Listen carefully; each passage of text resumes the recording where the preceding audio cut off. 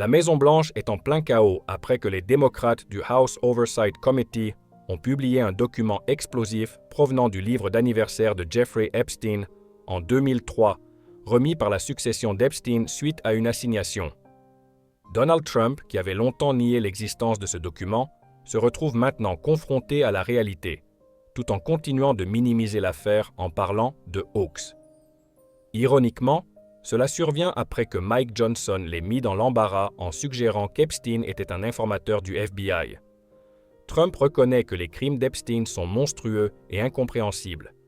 Quand il a entendu les rumeurs pour la première fois, il l'a expulsé de Mar-a-Lago, pensant qu'Epstein coopérait avec le FBI pour démanteler ses réseaux. Il affirme avoir de la sympathie pour les victimes et condamne fermement ces atrocités. Mais cette vérité heurte désormais son récit public.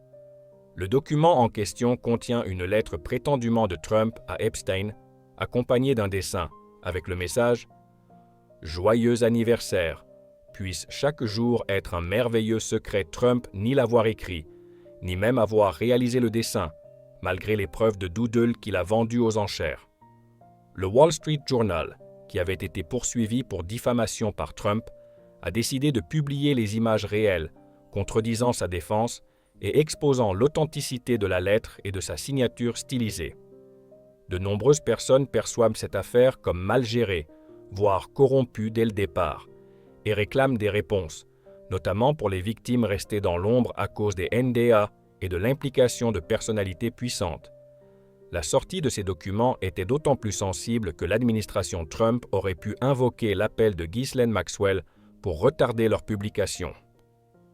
Pour les partisans inconditionnels de Trump, certains continuent de nier l'authenticité de la signature, mais elle a été vérifiée et correspond à de nombreux écrits authentifiés vendus aux enchères.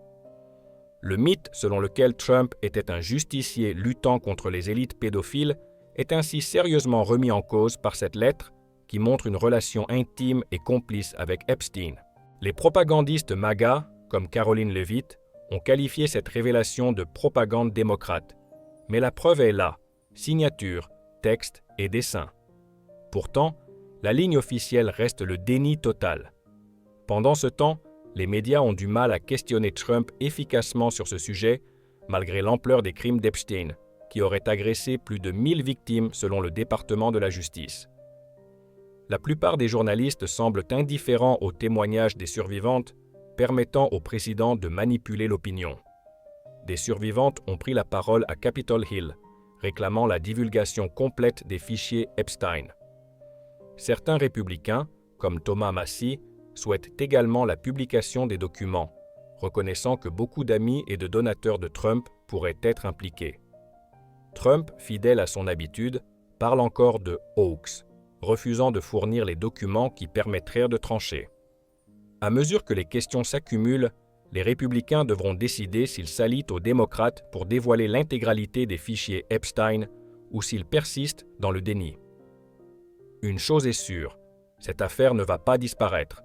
Soutenez les médias indépendants pour accéder à des contenus exclusifs, des vidéos sans publicité et des emojis personnalisés.